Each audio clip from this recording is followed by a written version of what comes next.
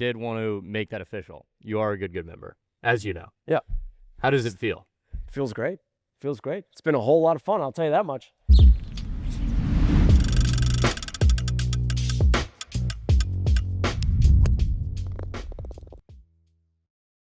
All right, guys, we're back with another good podcast. First off, I want to say apologize for the inconsistency on the episodes, but the goal is to upload once a week. We're back with another episode today. We have a special guest, Matt Meneghetti. Dude, left-handed, that is weird. Dude, get that out of here. That was weird. It's like a claw. Yeah, I did Just not. grabbing you. I did not like that. That was so weird. No, I hated that. So Getty, everyone, you guys have seen him a bajillion times by now.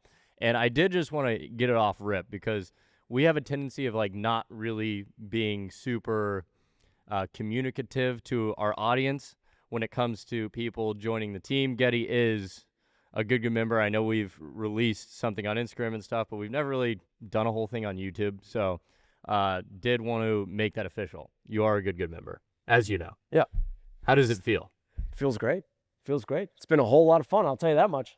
It's been a whole lot of travel, a whole lot of golf, and I'm here for it. What I wanted to ask one thing. So with the content versus pro golf, because I feel like we've had a lot of people who've pursued pro come through the good scene and do YouTube stuff and whatnot. What do you feel like is the big difference for you and why you do enjoy the content stuff? Not like over the professional golf, because I know you still enjoy that stuff too, but what is like appetizing about content, if you will? I feel like there's a lot of people that pay a lot of money to go on golf trips, and we basically just go on a golf trip with buddies every week and just have a boatload of fun. It's a good way to look at it. So we're doing it for free with our best friends. Yeah. So I mean, it's kind of a win-win scenario. That's a good way to look at it. Yeah. I love that. It's hard to beat that. And I feel like at least being in it for the last like 7 years, sometimes like it would be easy to like lose touch with the fact that like, holy crap, we're literally just traveling around and like playing some of the coolest golf courses. Yeah, it's insane. It's wild. Like, well, it is tiring. I will say that. I mean, yeah. You definitely, after you go back to back to back, you're just like, oh, I want to go home and go to sleep for a couple of days. But then again, you're like, wow, this is my job. Yeah. We get to play golf with our friends. Yeah, that is the part that's crazy, because tomorrow even we're starting a good road trip. Yeah. This comes out after we've already probably, or we might be in the middle of doing the road trip. Yeah. Should we spoil any of that? I don't know. Like, are we allowed to? I don't know. Maybe we shouldn't spoil it. Let's just say we're getting dialed. Yeah. By that, get ready to sleep in a junk pit. It's gonna be crazy, guys. Stay tuned. Good road trip. It's coming back. I think we're going from Dallas to, we're finishing very far from here. We'll just say that, very far from home. So aside from that, your name is Matt Meneghetti. Mm-hmm. But where did you get the nickname like Shooter McGetty or Getty? Like, how did that form? Well, my parents just called me Getty off the rip, basically, and they don't even call me Matt anymore. My dad's also named Matt Meneghetti, but I just go by Getty. My family calls me Getty. My cousins call me Getty. Just everyone calls me Getty. So I just always gone by that. And then Shooter McGetty was just my Instagram handle in high school, but it was mainly for basketball, just like a shooter, three-point shooter. But it was also, then I factored in a little bit of like golf with like McGavin. Oh. Yeah, so it was like a dual purpose meaning. I kind of love that. That I just stuck with. I just so was like, you, with basketball, you did have a 3-point record at Lake Central, right? Mm-hmm. Do you still have that 3-point? I don't have that 3-point record anymore. No, it didn't What? last very long. My protege, I taught him too well. Are you serious? Was it somebody you knew? He was. I think he may have been a freshman when I was a senior. Okay. Or somewhere in there. What was the record at the time? I don't know the record number amount, but I think I still may have like the highest percentage. I think it was like 44% from three. Wow. I don't know if that still holds or if that even was a record, but I'm assuming it probably was a record. That's kind of crazy numbers, actually. 44%. It's insane. So was that just mostly your thing? You would just shoot threes? You wouldn't even, only threes. You wouldn't even try and drive? No, I didn't do any of that. No, our team was really good. Like growing up, I was into golf early, just with my dad being a head pro. So I was always at the golf course. He'd bring me to work. I'd hang out at the golf course all day. But like my true love was basketball at the time. So I played a lot of that growing up. Like I was on a really good travel team. And freshman through senior year, I was playing basketball mainly. And yeah, we had a really good team. We made it to state my senior year. We had a really good post who played at Butler. He still plays pro right now, Tyler Weidman. And we had a good point guard who I think went to Baylor. So our team was really good. We made it to the state championship my senior year, which we lost to Trey Lyles. That's who's Trey Lyles? Trey Lyles, Do I not I know think ball? he was playing in the league for a while. I think he was on the Jazz. Dang. So you lost to a future NBA player. Yeah. That's kind of sick. Yeah, so Throw at least that we one on lost your to record. Well, we also, my sophomore year, we had Glenn Robinson III on our team who won the NBA dunk contest. What? Yeah. The heck? Yeah. Dude, Lake Central. Lake Central's putting out freaking dogs. They're putting out some people. That's actually crazy. Yeah. So with that, you obviously had more of a love for basketball. When did you start like playing golf officially, and when did you make that transition? Because you obviously pursued pro, and I want to talk about that a little bit as well. But. Yeah, so I would win all the junior tournaments coming up, just like I didn't practice or anything. My dad would take me to the course and I'd play. And then eventually people started shooting like 72 and crap. And I'm like, what the heck's going on here? Like, people are good now. So I was like, I'm just going to stick to basketball. So I took basketball really seriously. And then sophomore year, I didn't play golf my freshman year because I was like, golf's for dorks or whatever. And I was like, I'm going to go play golf to get out of basketball conditioning. So I made the golf team, obviously. I hadn't played in 2 years. That and was I think the whole reasoning? It was to get out of basketball conditioning. And I remember I hadn't played golf in 2 years in tryouts, and I went like 45, 35, 36. So in 4 rounds? In 3 rounds. We played 3 rounds of tryouts. I was like, I still kind of got it. So I just After not playing for 2 years? For like 2 years, yeah. I played a little bit here and there. You got it down to a 36. I went 45 in the first round. I remember vividly, I topped my first drive. Like, what's going on here? Well, but you hadn't played for 2 years. I hadn't played in 2 years. I'm like, I showed up in basketball shorts and a t-shirt to tryouts. That's so on I brand. remember that. I remember that vividly. And then obviously I started playing golf and I just like fell in love with it. Like the team aspect, like the boys on the team, the seniors were great guys. And I was like, dude, this is so fun, team golf. Because I'd never played team golf before. Yeah.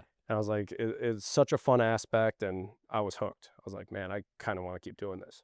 That's so sick. I'm just kind of fascinated by the fact that you got down to a 36 after 2 years of not playing. I don't know what it was. It was just like rounds. Came out of me. I just went, the first round I remember was 45 or 46, 35, 36. Wow. I just remember that vividly. So do you feel like that was a turning point? You fell in love with it, and then ultimately, like, the decision to quit basketball and then pursue, like, you went and played in college, right? Yeah. Talk me through that. Like, what was the Well, I guess process what behind? happened was, like, I had some Division II offers for basketball to play. And I was like, I don't know. But I was winning a bunch of tournaments in high school, my junior and senior year. Felt like I would win every other tournament. Really? But I didn't play in any AJGAs or any sort of big time like tournaments, junior tournaments to get recognized or anything. So I went to my first campus I looked at, Carthage College, just fell in love with it, fell in love with the coach and everything. They had an indoor facility because it was freezing cold up there. I was like, yeah, I'm just going to go 4 years here, play some golf. My whole plan was to just kind of get into the industry like my dad because he's a head pro and eventually start doing that route. But then I went to college and started winning a bunch of tournaments there. And I was like, yeah, maybe I'll turn pro. Wait, so when you say winning a bunch of tournaments, well, first off, that one decision, you saw one campus, you didn't go look I went to anywhere else. another one first, and it was pretty far south, and I didn't really like the amenities or anything. And then I went to Carthage, and it was like state of the art. I was like, this is insane. And we probably had 6 or 7 home courses. When you I was say like, sold. Oh, that's sick. 6 or 7 home courses is crazy. So when you say you won a lot of tournaments, what does that mean? Like, how many do you think So you I won won 10 or around? 11 tournaments. What? I think it was 11 in college. in college. Yeah, Are you kidding me? with a top flight putter. With That's another story we could with talk a about. top flight putter? Yeah. Wait, why did you have a top flight putter? So one day, I remember it was my sophomore year. We may have been drinking high noons, possibly. And we went to just throwing a plug in there, but we were probably under the influence a little bit. And we went to a Dick's Sporting Goods, and I was just joking around. There was a top flight putter there for $25. And it was middle of winter. We had nothing to do. I was like, I think I'm going to buy this. I'm going to play with this. And the guys were just like, no, you're not. You're joking. And I kind of just got it to say, like, I'm going to beat you with a top flight putter. Yeah. And eventually it was money. So I kept it in the bag. And I remember Right after I bought it that winter, we went to our winter trip to Arizona where we do a match play tournament. So we'd play 7 days in Arizona at all the nicest courses, and we'd do like a giant bracket challenge of match play. And I just waxed everyone with the top flight putter. That's And crazy. ever since then, it was in the bag, and every single one of my college wins has been with a top flight putter. All 11. All 11, yeah. What? Yeah. That's crazy. It was $25. It was like $25. It was on sale. It was a woman's putter, a woman's top flight. Yeah. Wow. That's actually that's also on brand. So I want to know, like, did you ever have a swing lesson, or because Yeah, to be able to kind of. well, to be able to win at the college level, you think if you're winning 11 times, you think this guy's got like probably the most perfect golf swing, probably stripes at 320, like Mason Green. Yeah. Like he's the definition So Mason, of someone you would think won 11 times. But in reality, you're the guy that won 11 times with what seems like a very homemade swing, but you get in really good positions. So I want to learn, like, how did that come to be? Your so that swing. came to be kind of, well, my dad taught me the basics when I was younger, just how to grip it, how to stance, whatever, just the whole swing. Yeah. And he kind of just, the way he kind of teaches is the Arnold Palmer, where it's like, everyone has their own swing. Everyone's going to swing different. I'm just going to help each. I'm not going to change someone, but I'm going to help someone get better in the way that they do it. So he kind of just taught me how to swing, and he was like, "Yeah, just go be an athlete, figure it out." He didn't really ever tamper with my game. He always wanted me to like kind of figure out the swing and the game on my own, which I think has really helped me in the long run because I know my game better than anyone. I don't have to ask someone for help or get some advice, or because I know my game inside out. Right. So I think that's really helped me. Attention, I have been authorized to deliver some of the most important intelligence of your lives. Are you ready? The 2026 Good Golf Tour is coming to West Point Golf Course. Write it down. Burn it in your brains. And every last one of you is going to be there. West Point Golf Course, Good Tour, June 24th. Dismissed. Also on that, like my whole, like I'm 10 finger. I wasn't 10 finger at the beginning, but playing in at Carthage, it was always freezing cold. So I had to wear two gloves, like two winter gloves, because it was so cold. And so I would just grip it 10 finger, and then eventually I was just like, I guess we'll just stick with this.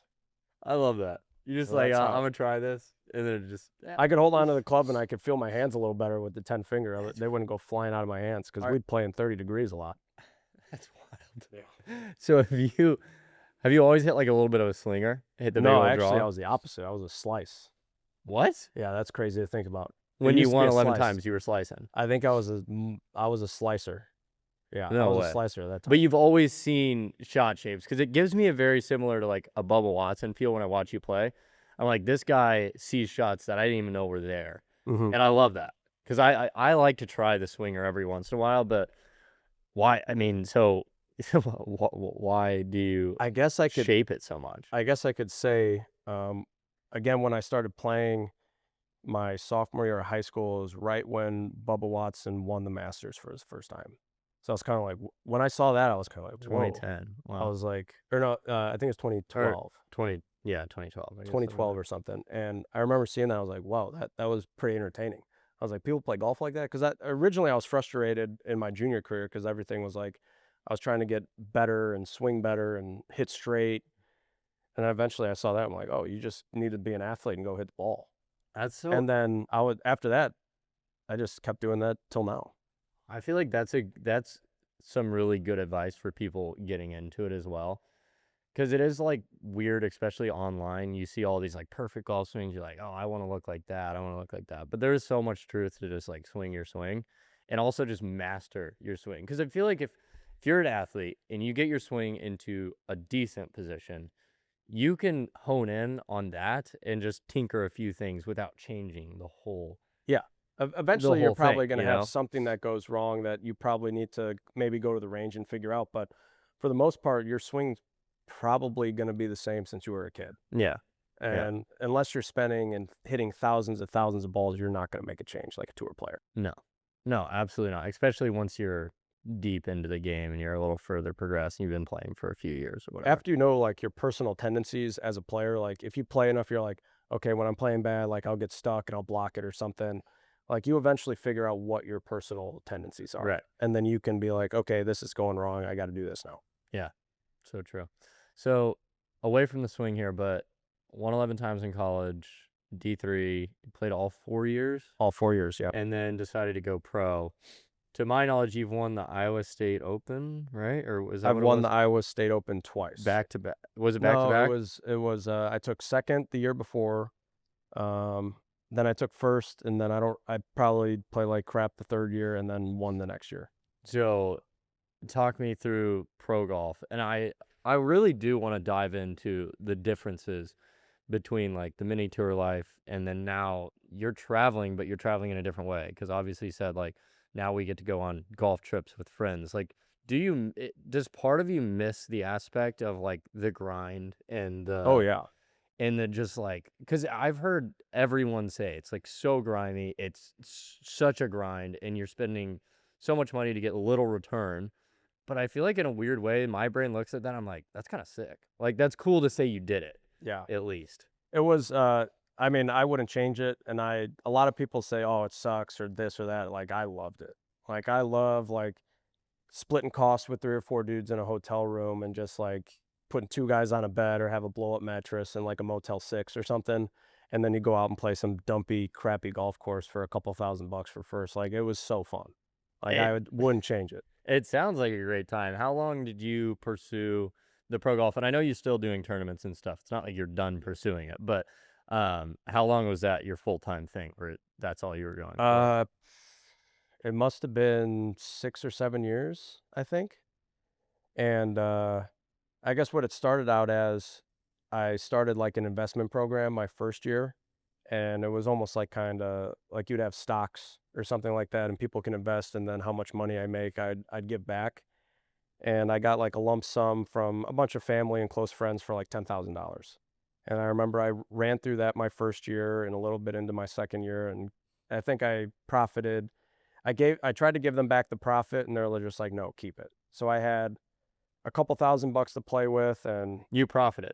no, I didn't profit, but I gave some of the money back to them, and they just said keep it basically. So I had a couple $1,000 to play with, and eventually I won a tournament. Actually, funny enough, it was Sean Walsh's tournament. It was Sean Walsh used to run it, which is a crazy thing. Yeah, that's wild. Because he used to run tournaments, which we Yeah. haven't even. I don't think we've ever talked about that. But Yeah. please talk about it. So I went to the Corn Ferry Monday qualifier in Springfield. I lost in a playoff to get into the event. And then after that, Sean Walsh and his buddy Skylar used to put on tournaments. And they would follow the Monday. So like if you missed the Monday, everyone who missed in the Monday qualifier would play in his tournament. So I signed up for the tournament and won that. So I didn't know anything about Sean at the time, but later I'd see him on the internet. I'm like, dude, that guy ran the tournament. I met him and won his tournament. So wild. So I got a good check there. That was like 8,500, which carried me for a while. And then I eventually won the Iowa Open, which like I've never had to worry about tournament entry fees or signing up for tournaments after that point. Not enough to like start a family and have a living, but I could play pro golf free and just not have to worry about expenses and things like that. What was an Iowa State Open purse? It was like 25,000. wow. That's one of the bigger state open purses probably in the country, next to Colorado Open. So then you basically free rolled the next 2 years, and then you won it again. Yep. I always, the good thing about me is I was always good in playing mini tour golf. It's very important to break even. Yeah. Because you'll spend $1,000 on a tournament, you spend another couple $1,000s on staying for the week. But if you could break even, it was always big. And I was really good at making cuts and breaking even a lot of the time. So that's a big thing. So if you're missing 3-4 cuts in a row, you're going to be down $3,000-$4,000, which I was very good at making a lot of cuts and breaking even in a lot of tournaments. I remember one year, I don't think I missed a cut and broke even or profited every year. And that was included, I think, with an Iowa Open win. Wow. So that was a very lucrative year for me. That's very good. So it's fascinating to me. Like the world of mini tour golf is you're literally gambling on yourself. Yeah. Like it is such a gamble. Mm-hmm. You're X amount of dollars, like you said, you're few $1,000s in. And what do you have to like, so what tours were you playing on with the mini golf or the mini tour life? And then also what did you have to get? Like you couldn't just make the cut and profit, right? Like you would still have to probably finish in the, depending on the tournament, probably a top 10 would double your money for the most part. If you can get a top Really? 10 to a top 15, you would make probably double your entry, depending on the tournament. So what tours were you bouncing around for? So a good thing about living in the Midwest, there was a really good Midwest swing where you'd have a good tournament in Cincinnati called the Clovernook Open. You would have a good tournament in St. Louis, the St. Louis Met Open, Waterloo Open, Cedar Rapids Open, and Iowa Open, which was all an Iowa swing. That was really good. I played Wisconsin Open, Indiana Open. There's just a ton of open tournaments, and then in between that, there'd be like pretty decent one-day tournaments where you'd play for a couple $1,000. But basically the whole summer I'd be on the road just playing tournaments. It's just state opens and random tournaments that would be pro events. So majority was state opens, and those entry fees were they're a little heftier, right? Because the purse is It depends. $25K. It depends. Like Iowa's like 650, which is a lower end. Waterloo Open would be like 1,000. Like Waterloo was 50K for first. Wow. And then Cedar Rapids would be 1,000. The one in Cincinnati was 1,000, and that would be a 20,000 for first. So a lot of them would range probably between 500 to 1,000. Okay. For entry fees. So how many years did you, like, what would that have been? That would have been from age 22 to pretty much now, right? To now, yeah. So Like 7 years, 8 years. 7, 8 years. So you're dating Alexis, one of the good girls. She, to my knowledge, was part of the reason you got into content. Why? I mean, yeah, what was your mentality behind that? Because obviously pursuing the pro, posting, whatever, you started posting on Instagram a lot, right? Was that because of her mostly, or? Basically all because of her, yeah. When did you start doing that? So I played my last year as pro, just last year, I played horribly. That was the worst year as a pro. I probably lost a couple $1,000. That was the first year I was in the negative, like bad negative. And I played really bad. And I was just going to take 6 months off from basically last September to when the last tournament was until after Florida when I moved. I go down to Florida every year, and probably when the season started, U.S. Open local. So I was going to take 6 months off, and she was really like, you should do some content. You should get into doing some of this stuff. So I was like, I made it a goal. I was going to post every day on Instagram. I was going to film some videos with her, start a YouTube channel. So she really pushed me into that, and I'm thankful for it. Because a couple months later, you call up, or Alexis was going down to film with Good Girls, and you're like, hey, you should come down and hang out. He's like, we might film something. I'm just like, film with Garrett Clark. It's kind of weird. Just started this like 2 months ago, and I'm going to film with Garrett Clark. This is insane. And honestly, before we filmed that video, I was way more nervous than a pro golf tournament. Really? Yeah. You didn't actually seem like it at all, which that is a sign of someone that I'm like, okay, they got it. Like, they can keep doing this YouTube stuff, because even though you say you were nervous, like, you were just getting out there and you were down to do whatever. You're like, yeah, dress me up how you want. Yeah. Like, let's get all like you were dressed up in some random thrift store clothes for like your first video, sandbagging like a skins game. Yeah, I was like, well, first of all, I came down and you're like, yeah, I think we might film something. I need one more spot for you were filming that whole week. Yeah. And I was like, yeah, let's do it. I'm in. And then I was really nervous. And after that, you said you should get into YouTube. You should keep pursuing this. And I was like, well, if Garrett says it, I think I should. That's crazy, dude. That is wild, because that first video was such a good like concept, taking a pro to like a random skins game, and you were the perfect pro for it, because you did a good job of trying to fly under the radar, dressing up and that day we had such good vibes with our group too. Yeah, Slinky, I think it was Slinky or something. What was was that the short guy? What was his name? I can't remember, but it was a funny name. And they were just making fun of, like, none of this was on camera. We pretty much cut it all out, but we played with a couple locals like in the skins game. They were perfect locals for it. It's like we had this like big buff like bald dude. Yeah, it was Dwayne the Rock Johnson and Slinky, I think their names were. Like, yeah, it's literally Dwayne the Rock and Slinky, and they were making fun of each other the whole day. Yeah. And we're just over here like, what is going on? Yeah, we were just like, this is great. This is great. That's hilarious. So that was your first. I guess you had done stuff with Alexis, but that was one of the real introductions, which I have to give credit to Alexis too, because she literally had been asking me to do something with you for like See, I didn't know that. months. I didn't know Not that. like asking, but like, I think you should kind of thing. Yeah. Like she was like, if we were looking for somebody, she was like, dude, Getty would like, I think people would like Getty because he's got like this crazy swing, like he hits a slinger, and she was always like gassing you up. And I'm like, yeah, like maybe eventually, like totally. And then that week it worked out perfectly because we needed someone for that video. And I was like, I remembered her saying, you hit this big slinger. When she said that, she's like, he has his homemade swing. He'll shoot like 63, 64, like, and no one will ever see it coming. And I was like, okay. And I looked at your Instagram. It was on a par 3. You hit like this, I want to say it was like a 7 iron, and you slung it like 50 yards. And I think Alexis was actually filming it, almost went in. Probably her filming It was with a yellow ball. Yeah. And everything I saw in that video was like, this guy's perfect. Yeah.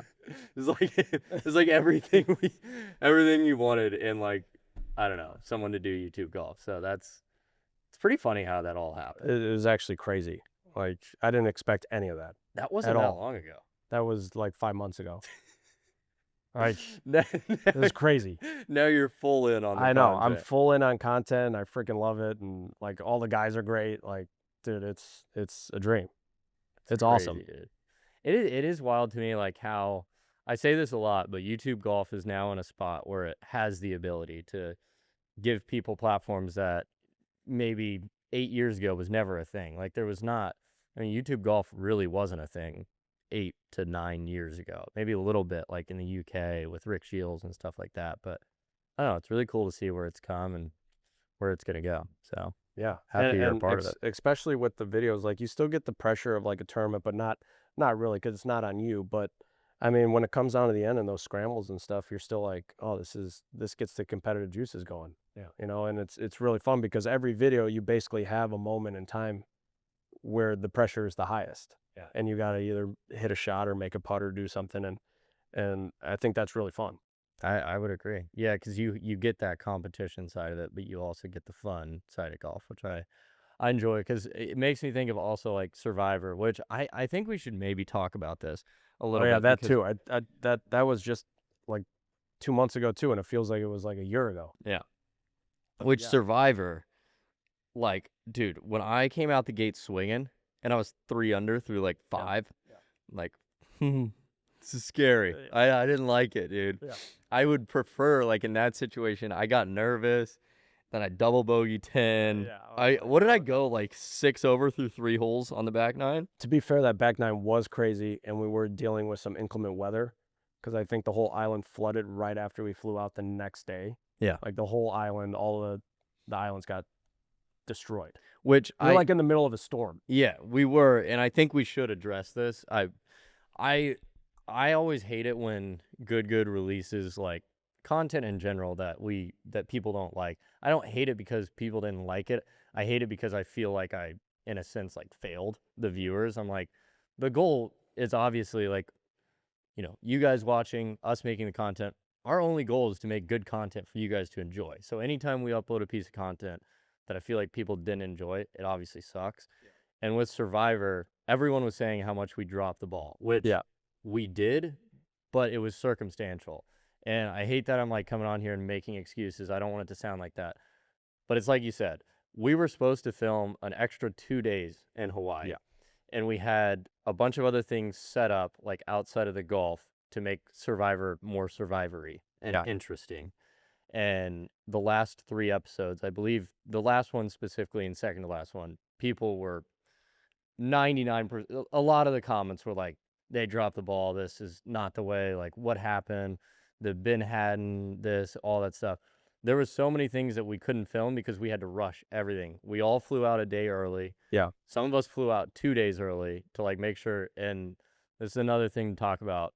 Hawaii just wanted, like, obviously say that flooding like Was bad. It cooked Hawaii, and a lot of people like lost their lives, lost that, like, so prayers, thoughts, everybody, you know, out there. I hope everyone stayed safe as much as they could have, but it was crazy. Like, And on top of it, when we first got there, the weather report was it was supposed to rain every single day. yes, We got so lucky that we even got 5 days of filming in. yeah, We were going to chalk, the whole trip would have been chalked. And when you guys broke 2 cameras? 2 cameras. We were supposed to have a full extra video Yeah. in the Survivor Series, and I believe we were supposed to initially upload a quicker. A lot of things happened that unfortunately made that series not roll out the way we wanted it to. So, talking straight to the people watching this, hopefully you guys cut us some slack there and allow us to try it again one time. Hopefully, weather allowing, we can do it a little bit better next time. I would like to, like a future, if we do a Survivor-esque week, like we should bring in non-good, like more and make it like. Make it a little more drama, a little more, less, I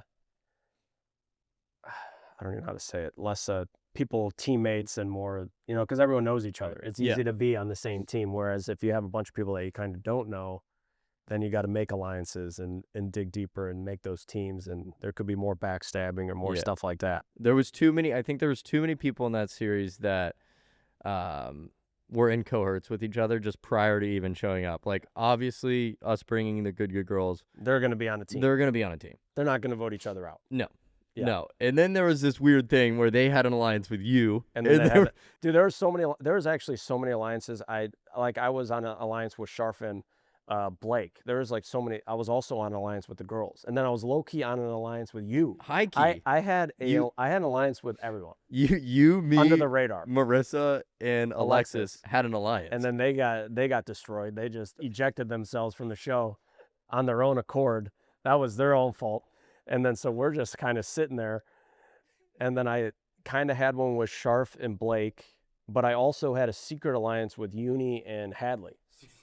Dude, I had so many alliances that like no one knows behind the scenes. Like, bro, you were playing. And I had one with Ben too. You were playing the game like no one else. No, I had literally had an alliance with every single person. You were never getting voted off. I also had I had theoretical like spreadsheets in my phone. I was like, if this person loses, this person's gonna vote for me. No way. Yeah, I was like, okay, so if I convince Hadley and Uni on my team, or Marissa or whatever, I'm gonna have the numbers going into. I had every scenario planned out.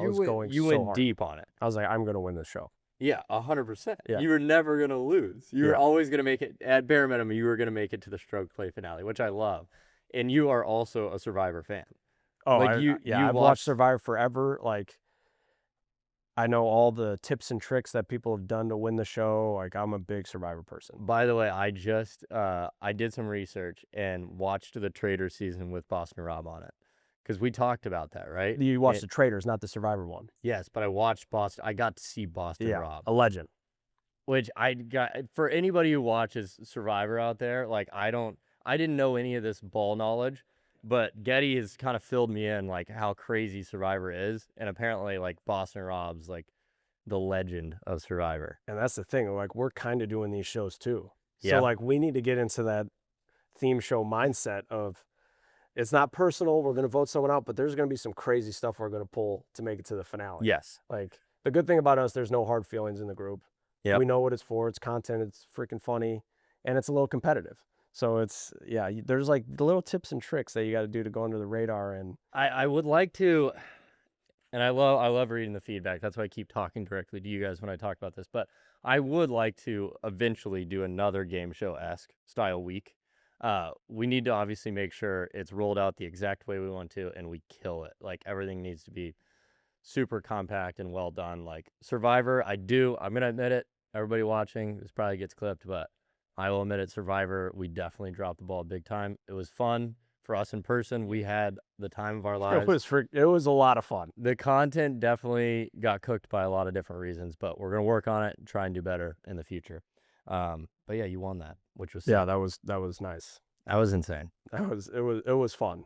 But the weather, like we said, there's so many outside forces that we got cooked on and then we also had hours and hours and hours of footage from to turn those into 3-hour movies every week was insane. No, yeah.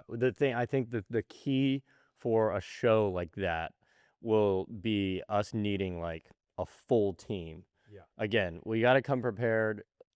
Prior preparation prevents piss poor performance, and we did not prevent that. So we'll have a bigger team next time we do a show like that. Because it's like, dude, you can't expect Colin, Max, and one other editor to edit down 23 hours of footage. and turn into a 3-hour movie every week. Yeah, well, more than like ideally you release those every 3 days Yeah. to get the series out quicker, and we couldn't do that. So it just everyone's like, "Oh, it's dragging on." Yeah. Which we didn't have the team. Because you think about a normal Survivor, like a normal reality TV show, which puts out 45-minute episodes, and they got years to make it. Yeah, And Colin and Max and Jacob and everyone behind there are insane. they're just Putting it together in a week. pulling all-nighters, cranking, and that's It's what unbelievable. people obviously don't see that, but that is their lifestyle, which is insane. So can never say it enough, but props to all the people who work behind the scenes at Good, but specifically on like the content and getting out these movie style Yeah, videos. I still don't know how they do it. Oh my gosh. They just don't sleep. The one that I really want to do again as a week, I want to do the $10,000 secret. Yeah. But I want to do that with each episode, 1 to maybe 2 or 3 people get eliminated. Yeah. And you do it concise in a matter of 6 episodes over the span of like 2.5 weeks. Yeah. We go somewhere sick. We get like special. We would need like outside people, a lot of outside people, like Yes. maybe 6 and 6, make it 12. Yeah. And just have, because then we would have the not alliances. Yeah. And we would need that. That's another one that we need a team of probably 12 people on cameras while we're there. That would be fun, carnage. It would be crazy. Dude, which by the way, we haven't got to talk about this. I know, there's so now much we're on stuff. a podcast. I know. Dude, I'm so mad. I did not know it was you. I thought I was making it completely blatantly obvious. Oh, And then, I mean, you actually thought Sharf had it, which is insane. I would never have thought that in my life that you thought Sharf had the money. so I was banking all my strategy on the fact that you thought I had it. I know, and that won me the game. It really won you the game. So, for people that are wondering, we're talking about we did a video, one secret golfer has $10,000. And for anyone that didn't watch, the concept was someone had 10K in their box. You voted people out. If you got voted out, you had the 10K. The 10K moves. Steve gets voted out. It secretly moves into Getty's box. Yeah, I was cooked. And You do not, by the way, you do not want to have the money because crap goes down. yes. Things start moving fast and you're like, oh God. So Getty had a couple secret agendas or secret missions that he had to complete to, get an extra vote? Yeah, get an extra vote. And it was 4 people, and instantly, I was the one who cooked everyone, which I gotta say, I can't trust my intuition ever again. Dude, your after the intuition show. was so bad. It's a top 5 worst. It's terrible, and everyone in the comments saw it. But right away, I'm like, dude, Mo is being sus. Well, to be fair, he wasn't helping himself. We're like, okay, one of the challenges has to be you got to get something from the cart girl. yeah, And he goes straight. We're like, let's watch if Mo goes to the cart girl. He went straight to the cart girl, and we were like, oh, that's Mo. well, we said that before we teed off. Yeah. We were talking about all the challenges, and Mo was the one who said, I don't know, maybe it could be getting something from the cart girl. And he goes straight to the cart girl. Hole 2, right to the cart girl. Yeah. So that was already red flag number 1. 2 holes later, picks up Sharf's ball in the fairway. How can I not look at Mo? And I'm like, dude, this is so weird. He's like, is this your ball? We're like, Yeah, he was sketching out. And then I thought I lost it when I actually 4-putted that green. I'm like, oh, they're going to think it's me for sure. That's like an agenda mission. 3-putter, 4-putter, something that's so obvious. So your missions were you had to ask 2 people for a tee. Which was hard. I got you on like the first or second hole. Yeah. But Sharf and Mo were teeing off in the tee box in front of me. In Okay. front of us. Yeah. So I was like, if I go up there and ask for a tee, that'd be so... I was waiting for maybe a green, like, hey, can I use your tee to fix that thing? That would have been weird. The green could have been a play, but then did you have another mission? And then that I you- had to make a birdie. which you So it did. was easy. And then I 4-putted, and then instantly it went to me. So then I had to like do some manipulating there. I'm like, oh, if the trader doesn't get their challenge, then it can't be me. Yeah, that was so clutch for you. It actually worked out great that I 4-putted. Because dude, this goes to show you do know game shows. And I know game shows. You knew how you were playing it because when you said, but guys, if the person didn't complete their challenge, then that's going to help me because clearly that 4-putt. Why would I 4-putt? And then bang, Colin's like, yep, didn't complete their challenge. So then I And go then it for instantly Mo. went to Mo.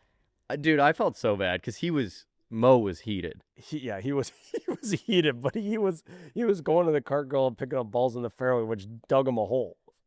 But then the whole next 9, bro, I'm sitting next to you, and not once did I consider it as you. They're even convincing me. They're like, dude, we should probably just vote for Getty. I'm like, I can't honestly vote for someone I also had don't. an added vote Yeah, because I didn't complete the challenge. That's right. So I needed everyone to vote someone else. So if one person voted you were out pretty much. Initially, I was on Mo's side because he was trying to point for you, and I thought Sharf was going for you too. So I'm just jumping on whoever is Right. voting just to go incognito. Right. And then obviously there was the tie, so I was like, okay, I need to vote for Mo because they're going to vote for Mo. When you're the $10,000 secret person, you just vote for whoever everyone else is voting for. Right. To survive. Dude, we have to. So I guess wrapping that conversation, we definitely need to.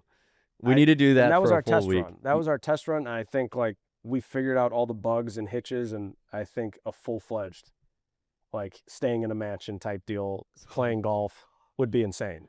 That'd be wild. Oh my gosh, that'd be great.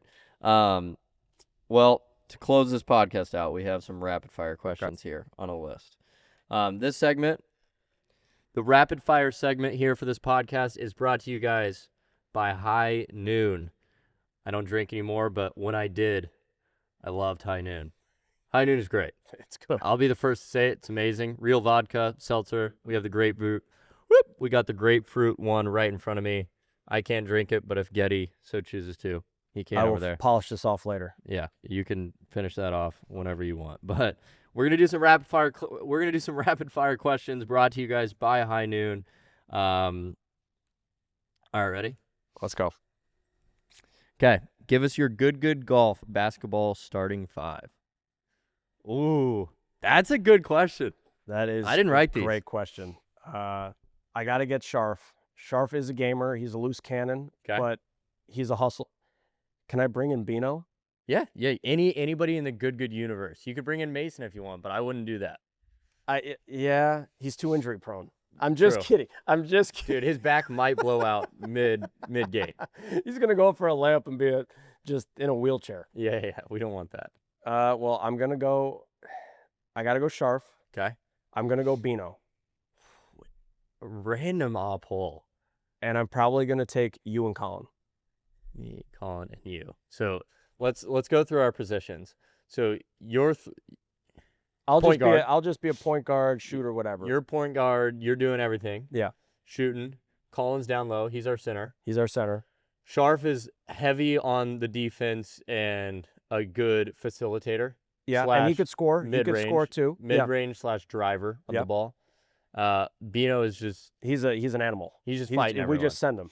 We send him out there and he beats up people. I would take anybody over me. So Well, you beat us in 21 that's a good point. in your backyard. I'd So probably you've just got, stay down You've got low. random game. Or I'd set up in the corner and drive down low with missed shots to try and get rebounds. Yes, I think that would be the starting Okay. 5.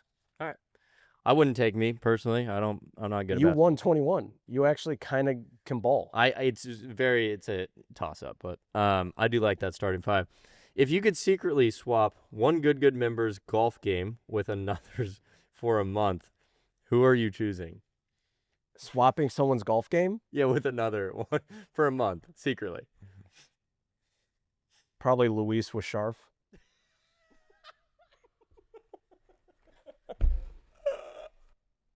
I think that might be the swap of the century.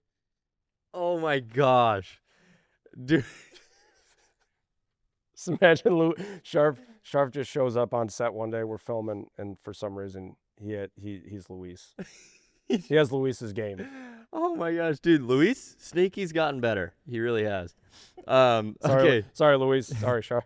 you get one shot, 10-foot putt to save your life. Which good member are you trusting to hit it? Who would you want not to, or who would you want? Who would you not want to hit it? And Who would I not want? Who would you trust to hit it, and who I would you would not probably trust Bubby or Steve. want? On the 10-footer, okay. Because Steve, actually, I don't know about Steve anymore. Maybe Bubby. Steve's good in scrambles. He's but great. I think if Maybe you're, under the pressure, I feel like Bubby loves the pressure. Bubby likes the pressure. I think Bubby is taking the 10-footer. I'm taking Bubby too Yeah. on that one all day. Bubby. Who would I not want to be taking it?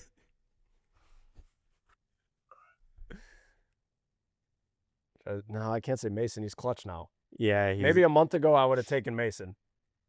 No, I wouldn't take it. He won on PGA Tour Americas, and we're talking No, 2 months ago. 2 months ago. No, 2 months ago before you got your putting lesson. Mason pre-putting lesson. That's crazy. That's crazy. What's the most ridiculous thing you've ever done because you thought it might help your golf game? Well, I started putting like hockey style method out of fun. That was originally, for you guys watching, that was not my putting method. That started 5 months ago as almost a rage bait thing. And then it actually kind of was money. So I just never stopped. And now you're putting really good. Now I just putt like that. So it actually helped your golf game. I guess it kind of did, yeah. That's Maybe crazy. I just care a little less, and I'm just getting up there and smacking it with a hockey stick. But yeah, I just changed that for fun. That's so funny. Well, guys, that's going to wrap up this episode of the Good Good Podcast. Getty, G, appreciate you coming on. yeah, thank you. We're going to start this road trip tomorrow. Stay tuned for all that content. See you guys in the next one. Peace.